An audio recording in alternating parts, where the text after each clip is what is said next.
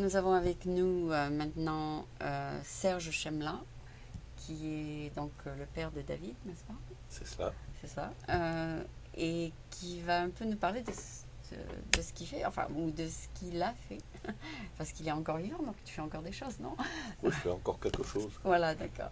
Donc Serge Chemla, c'est quelqu'un que je connais depuis très très longtemps, parce que je t'ai rencontré en 98, donc ça fait 98-2008, ça fait déjà 10 ans 10 plus. ans, plus 4. Donc ça fait 14 ans que C'est j'ai ça. fait ta connaissance.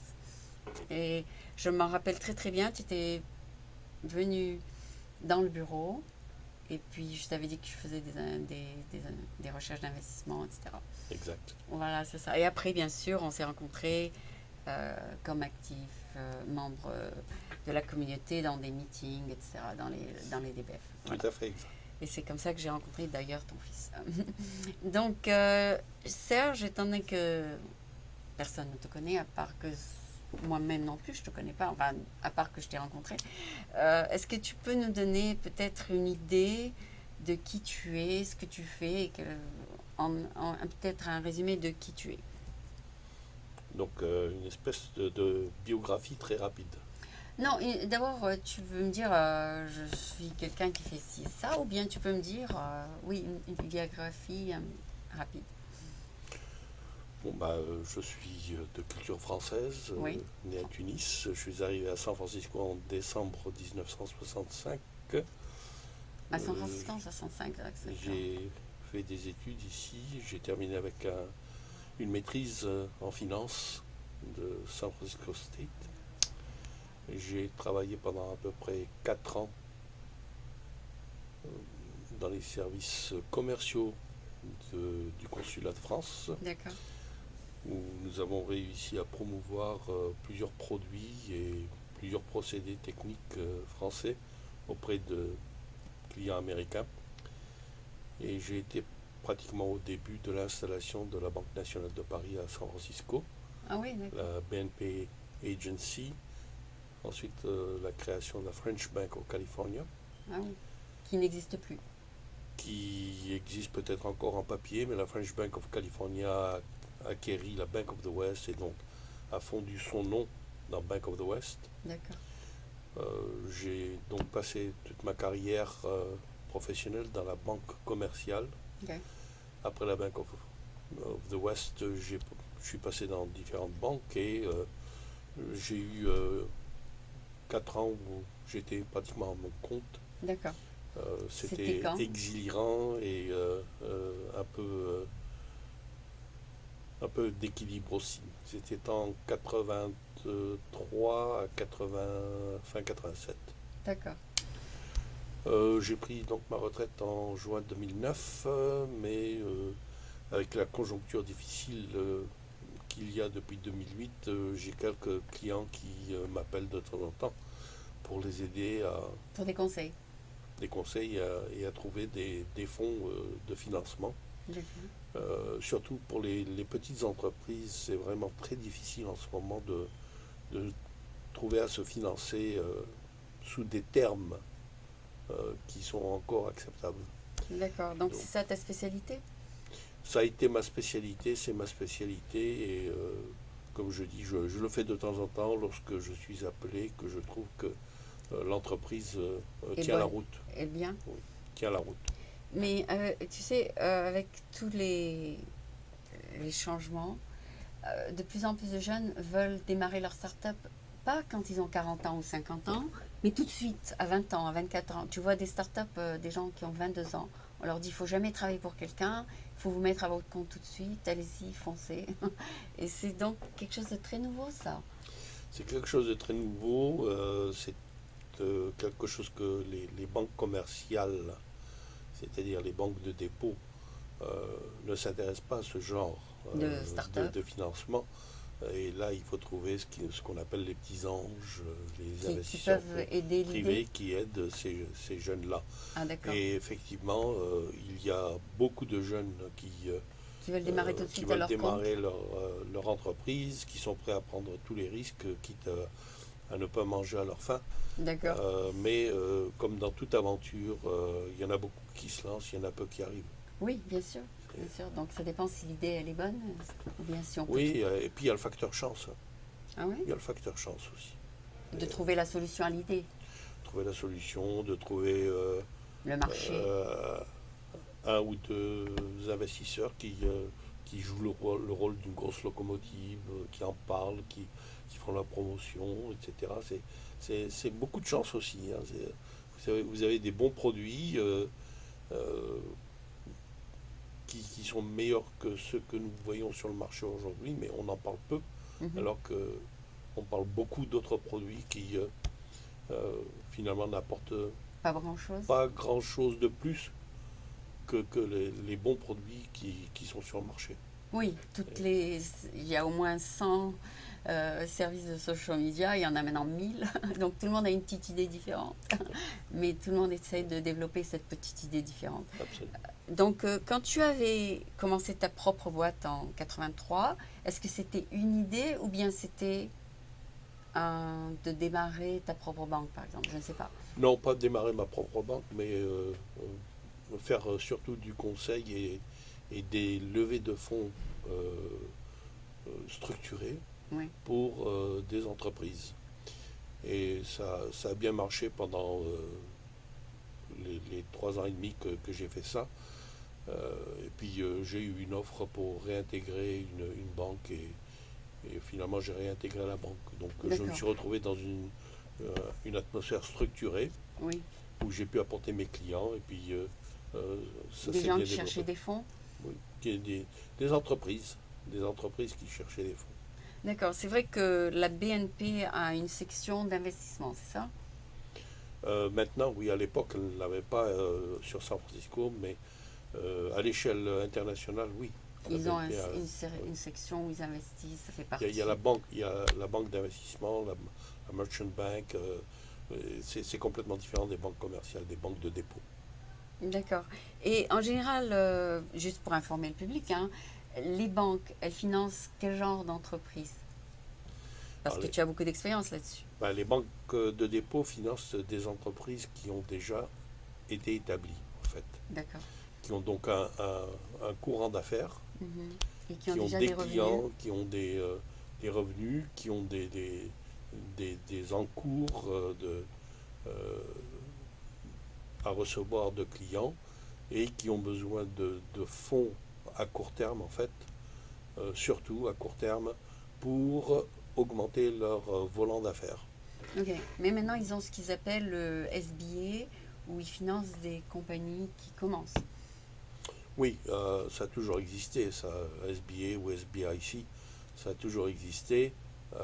C'est une très bonne avenue pour financer, mais c'est un parcours qui est assez lourd. D'accord. Mais de nouveau aussi, le SBA Loan, c'est C'est pour des sociétés ou des entreprises qui sont déjà établies. Le SBIC, c'est pour des entreprises qui ont été créées et qui ont besoin soutien du de, de, gouvernement de prêts à moyen terme. à moyen terme. Ok. Ok, ben, je vais changer de ce gear, comme on dit avec l'auto. Et je voudrais peut-être parler un petit peu de ta pre-professional life. Parce Ah, que j'ai appris à travers ton fils que tu viens du même pays de moi, qui est de la Tunisie. Alors, je sais qu'on pourrait parler pendant 27 heures ou 24 heures sur là-dessus, mais je voudrais peut-être un peu parler de ça. Donc, tu es né où? à Tunis même. À Tunis même. Alors j'ai beaucoup de souvenirs de Tunis. Et donc, que, que- ce qui s'est passé? Euh, c'est bien. Bah, en 1956, donc la Tunisie a accédé à son indépendance Ouais. et en 61, il y a eu le gros événement de Bizerte, donc Oui, ça a tout chamboulé. Et c'est à la suite de cela que euh, ta famille a décidé la Tunisie. Ce qui était prévu, je voulais aller en France pour de faire une carrière m'inscrire à à l'école des l'université. hautes études commerciales. D'accord. Et donc je me préparais au concours. Et puis, bon, une fois parti, ben, Tu n'es pas je retourné. ne suis pas retourné. Et pendant que j'étais à Paris, ben, j'ai rencontré une jeune femme. Et tu t'es Euh, marié? nous, nous nous avons eu le coup de foudre. Elle était de passage pour 3 semaines à Paris. Ah oui. Elle a passé 5 ans et mon fils aîné, Steven, y est né. Ah d'accord. Et donc, Pendant que tu étais étudiant. non, j'étais plus étudiant, là, il fallait que je travaille. Il fallait travailler. Ok. Alors j'ai utilisé ma maîtrise de l'anglais pour gagner ma croûte, comme on dit. Ah bon, d'accord. Et Donc tu es devenu donc, interprète ou quelque chose? oui, j'étais interprète simultané D'accord. dans Dans des des entreprises. négociations commerciales et financières. Ah, ça c'est super. Et donc, c'était l'époque où il y avait beaucoup d'investissements étrangers en France, en Europe en fait. Pour Et c'était remonter. surtout des Américains qui investissaient. Donc, il y avait une grosse demande pour ce genre de personnes qui avaient ces aptitudes. Et donc, Et il y en avait très peu à l'époque. d'accord. Et donc, c'est pour ça que tu t'es intéressé à étudier les investissements, c'est ça ou Non, non, je suis rentré dans la banque commerciale parce que j'étais à San Francisco, je cherchais à faire quelque chose de plus intéressant que ce que je ne faisais. Ah, d'accord. Et il s'est trouvé que j'ai eu une offre de la Banque nationale de Paris. Ah, d'accord. C'est juste. Je n'ai pas vraiment visé la banque. Ah, d'accord. C'est en cherchant qu'est-ce que je vais faire après avoir travaillé dans les services commerciaux de l'expansion économique du consulat ou de D'accord. l'ambassade. Euh, je voulais pas faire une carrière de fonctionnaire en fait. D'accord. Donc, combien de temps est-ce que tu es resté à Tunis? Bah, j'ai quitté Tunis en 61, donc j'ai quitté à 21 ans. Donc, tu as passé comme moi jusqu'à 18 ans, j'étais en Tunisie, toi jusqu'à 21 ans, donc à peu près la même période. Oui. Donc, c'est, disons, la plus belle partie de ta vie là-bas. Ah bah oui, j'ai de très bons souvenirs, Tu as fait les plages et tout ça? absolument. La Goulette, Bizerte, ah Ouais, plutôt Carthage, tout ça? La Goulette, l'aéroport, Oui, Gamart. d'accord. Donc, est-ce que c'est quelque chose vers lequel tu voudrais retourner? Non, Non, pas du tout. non. C'est dans le passé complètement. J'ai des bons souvenirs, mais enfin, j'ai grand plaisir à découvrir d'autres pays. Ah, d'accord. Alors, et j'ai regardé pour la deuxième fois hier soir Villa Jasmin sur TV5. Oui, Donc il y avait de très belles vues de la Tunis, Tunisie. des plages et tout ça.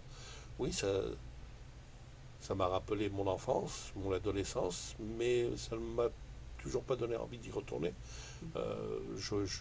Quand je voyage, je préfère découvrir de nouveaux endroits. D'accord. Et quels sont tes meilleurs souvenirs donc de Tunis, si tu t'en souviens encore? Qu'est-ce que ce qui t'est resté dans la mémoire le plus? C'est-à-dire, ce sont Ah les bah, gens, qu'est-ce que tu... bah, c'était la belle époque de l'adolescence où le samedi, dimanche, bon, bah, Tu allais il y sortir avait avec toute les une filles? grande bande et on avait des réunions dansantes, si vous voulez. Oui, oui, oui, je me rappelle de Et ça en aussi. été, bon, bah, à Gamart, il y avait les dunes, par exemple. On se Vous allez réunissait danser, là-bas. oui. Oui. Et puis, euh, il y a eu un groupe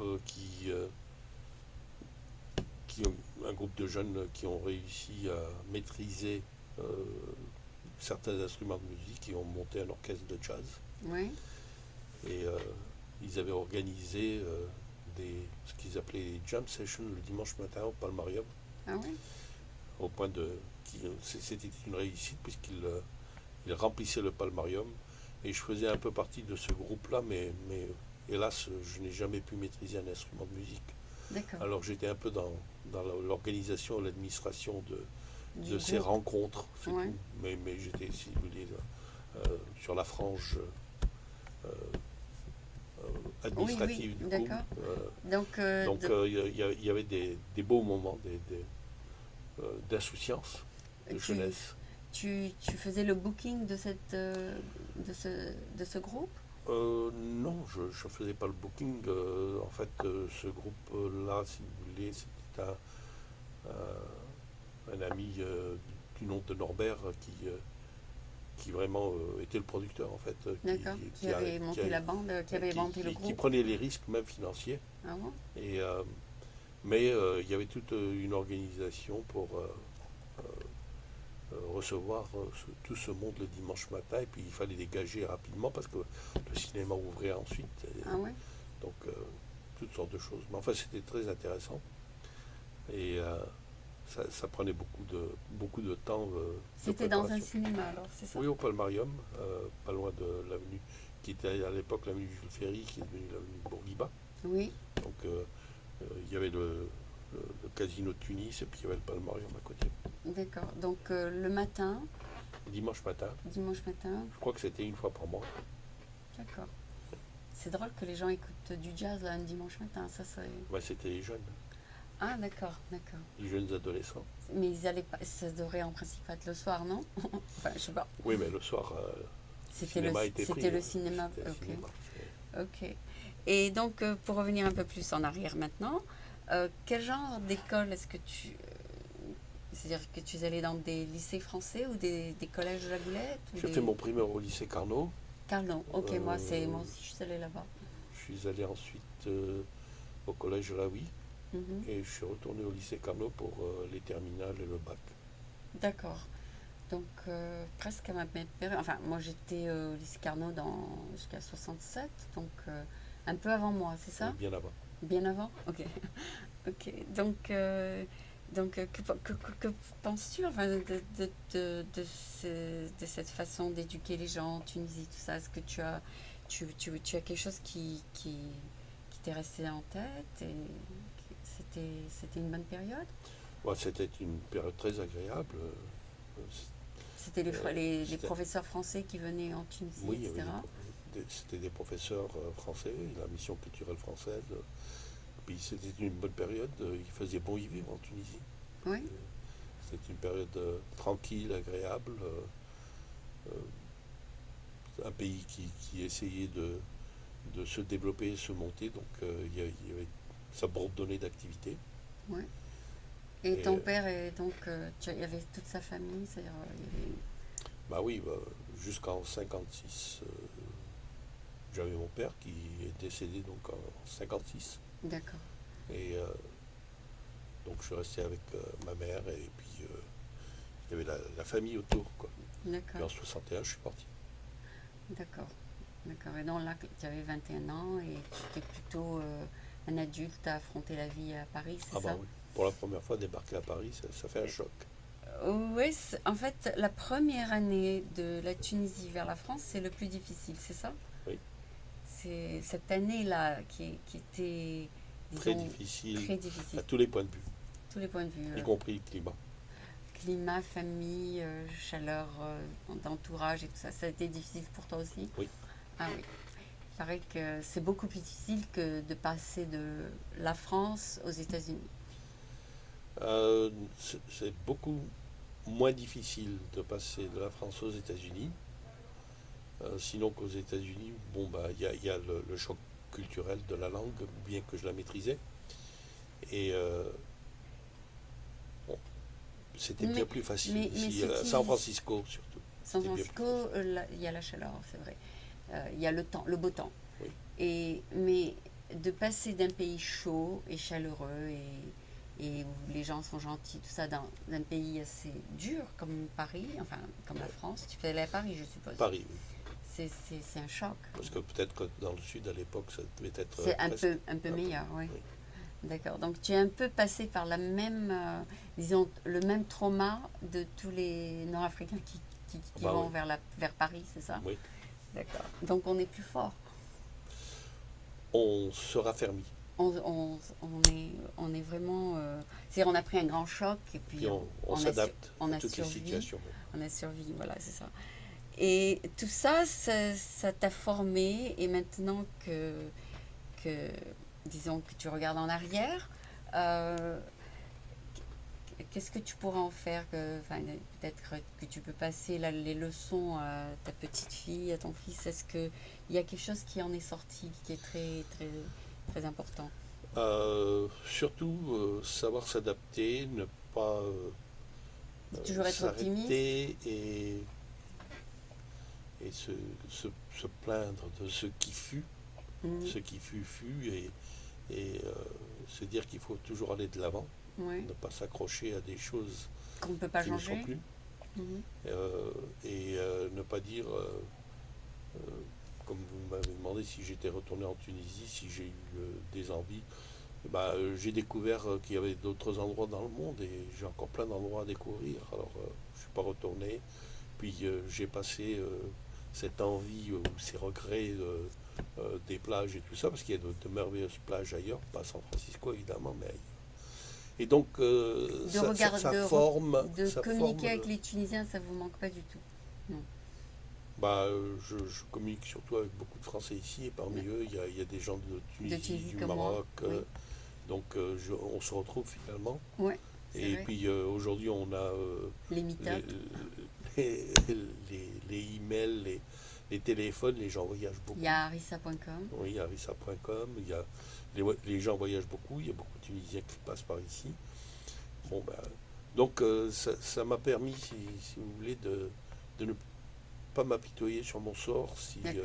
De ne pas s'il y a retourner. quoi que ce soit qui arrive, c'est contourner l'écueil et aller de l'avant et voir comment ne pas Ne pas penser retomber à dans ces belles des... années en Voilà. Tunisie. Ok. Et C'est-à-dire, on peut aller voir d'autres gens et puis, la vie disons, continue et il la- faut aller de l'avant.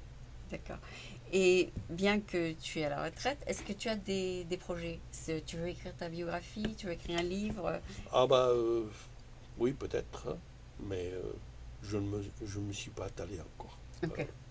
Ça, D'accord. Donc, tu viens de prendre la retraite. C'est très il récent. y a 3 ans. Il y a 3 ans. Ok. Donc, Je suis encore un peu actif, indépendant, en tant que consultant, mais et ça prend assez de temps. Quand vous avez une entreprise qui vous appelle, il faut se remettre dans le bain. oui, oui. Donc Donc, c'est comme ça que tu restes c'est actif. intéressant. Je reste un peu actif parce que euh, le domaine de la banque de dépôt et les prêts bancaires est devenu très difficile D'accord. pour les emprunteurs, mais aussi pour les banques.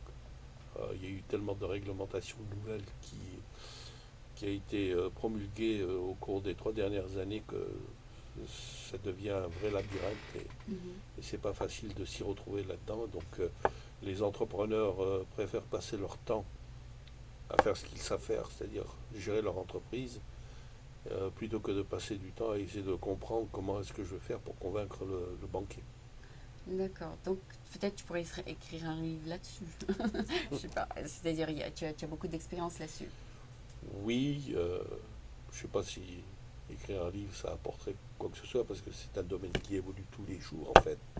Ouais. Mais, mais il y Peut-être a, que tu pourrais écrire des conseils aux entreprises. oui, ça, Ça, tu peux le je faire. crois que je pourrais le faire. Mais de nouveau, les entrepreneurs n'ont plus le temps vraiment euh, d'aller faire leur shopping euh, comme ça se faisait il y a encore 15 ans. Ouais. Mais Maintenant, qu'est-ce qu'ils font? Ils font des line of credit dans les credit cards, c'est ça? non, non, c'est une entreprise qui est établie ne peut pas continuer avec des crédits cartes seulement. Au début, oui, vous faites ça. Ok. Ok. Donc, c'est très gentil d'avoir accepté d'être interviewé sur notre programme. Je voudrais faire juste un petit résumé de 5 minutes en anglais pour ceux qui n'ont pas tout compris. Okay. So we are going to do just 5 to 10 minutes so that if you didn't pick up who is Serge Chamla, you're going to find out. So Serge, thank you so much for being here on French American TV. And for those who are French American or from parents who are bilingual or from mixed marriages, maybe they didn't understand everything and they're not fluent in English, maybe.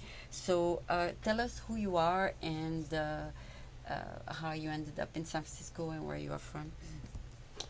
Well, I was born in Tunis and I arrived in Paris in 1961. Yes.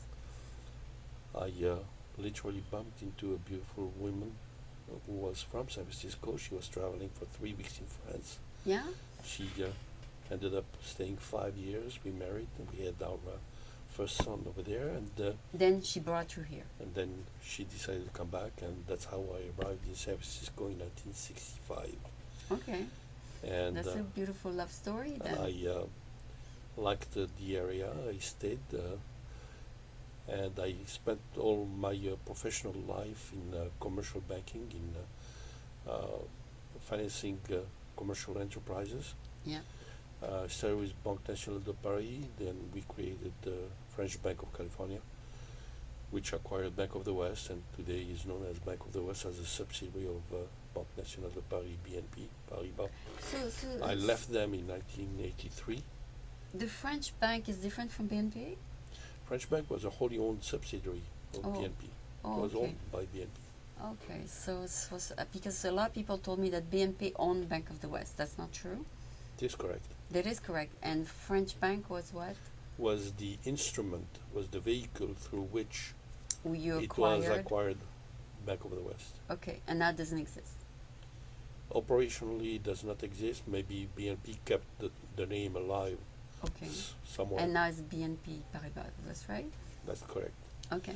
So I left that employer in 1983. Went through other various banks, and I retired in 2009. But because of the not easy financing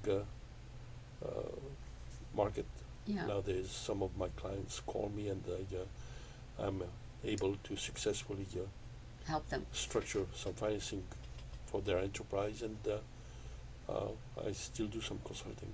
You do some consulting. Well, that's great. So, Serge, for those maybe who want to know a little bit about maybe the history of Tunis, tell us why you left Tunisia and how you ended up in Paris. Well, never thought I would leave Tunisia, but the political events that developed in 1961 made the area or the country kind of somewhat unstable, Okay. and like Well, can you tell us what those events were? Because I didn't leave until 70. well, the France had a naval base in Bizerte, Yeah. and had a lease for 50 years, I think, To put their boats there? to use the base. Mm-hmm. And for some reason, the Tunisian government decided to Tell break, them to go. break the lease, and there was a big fight, and it was not very safe to remain at the time. Oh, really? So What happened? You mean actual fight? Yeah, military. It was a military Yeah. fight. Because Tunisia doesn't have an army. Well, there was a big fight, and there were a lot of people killed during the fight. Okay. And after that, France decided it's not worth it to Stay. remain there, and pulled out very quickly from the naval base. I think within a couple of years. So I left. But a lot of people left also after the 67 events in Israel, right? I was already gone in '61. So, okay. But most of them Most left of after them left 67. in '67. Yeah. And I think even in '73. And then a lot more left because apparently there were not enough jobs in Tunisia. Right. So- They took all the licenses so- away. Yes. So that's the reason. But I left in '61, so it's a long time ago. Yeah. And I arrived in San Francisco in '65. So, I spent 21 years in Tunisia. I have wonderful memories, yeah. and it's for those who never saw Tunisia, I would encourage them to go and visit it. Hmm. It's beautiful. But That's it's it. not the same as when you were there. Of course not. Okay. Nothing remains the same Okay. anywhere. Yeah. But the basics or the foundation, the fundamentals of the country are still the same. Like what we call the souks or Yeah, the bazaar. exist, yes. They're still there, and the Roman ruins are still there, and the beaches are still there. Of course, they built more hotels, Hmm. which didn't exist at the time, but it's But normal. the summers where all the people came and spend the summer there, this is a little bit less now. I mean, where people go there. Now I don't know. I wouldn't You don't- know. Okay. I know that they have developed tourism, and it's a big, probably the biggest industry, Mhm. and it's very good to Spend vacations there. spend vacation there. if politically it is stable. Okay. But there's only 3,000 Jews left there, so there's not that many to revisit. Oh, from that level, yeah. Most of the Jewish people, and actually most of the European who were there in the 50s and 60s left. Hmm. So whoever is left is Very few. very Very few. old people who don't Yes. want to leave. Absolutely. Okay. But So there there's are no other new people who came in after that. Yeah, but there's not family to visit No. there anymore. So it becomes more like a tourist Absolutely, thing it's just tourists. to go there. That's why you're not compelled to go visit an aunt or cousin or nephew because they're not there. And there are other countries to visit in the world. Yeah.